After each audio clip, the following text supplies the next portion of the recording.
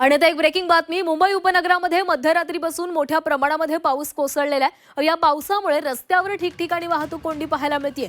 पूर्व द्रुतगती मार्गावर कुर्ला ते सायनमध्ये मोठ्या प्रमाणामध्ये वाहतूक कोंडी झालेली आहे। रात्रीपासून मुंबईमध्ये संततधार पावसाची सुरू आहे आणि त्यामुळेच अनेक सखल भागांमध्ये पाणी साचलेले आहे। सायन परिसर देखील जलमय झालेला आहे, त्यामुळे अनेक ठिकाणी वाहतूक कोंडी पाहायला मिळते।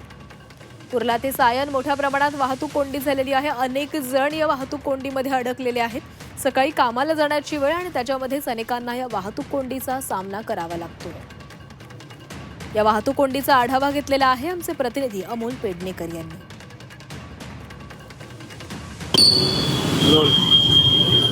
मध्यरात्रीपासून सुरू असलेल्या पावसाच्या संततधारेचा परिणाम हा आता सकाळी कामावर निघणाऱ्या चाकरमान्यांवर झालेला पाहायला मिळतोय। आपण पूर्व द्रुतगती मार्गावर आहोत। इथे जर परिस्थिती पाहिली तर या ठिकाणी वाहनांच्या मोठ्या लांबच लांब रांगा आहेत त्या लागलेल्या पाहायला मिळत आहेत। काही ठिकाणी आहे ते पाणी साचलेलं आहे, तर काही ठिकाणी रस्त्यांवर पडलेले खड्डे असतील किंवा पूर्व द्रुतगती मार्गावरील जी दृश्यमानता कमी झालेली आहे त्याचा फटका आहे तो आता या वाहनांना झालेला आपल्याला पाहायला मिळतोय।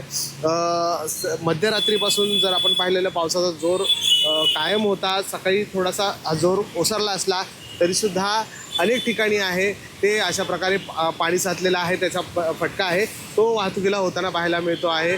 घाटकोपरचा काही परिसर असेल किंवा चेंबूर असेल, सायन असेल, अशा ठिकाणी आहे ते आपण जर पाहिलं तर वाहतुकीची कोंडी आहे ती ठिकठिकाणी झालेली पाहायला मिळते आहे। LBS मार्गावर देखील ठिकठिकाणी आहे ते पाणी साचलेलं आहे, त्याच्यामुळे तिथली देखील वाहतूक मंदावलेली आहे।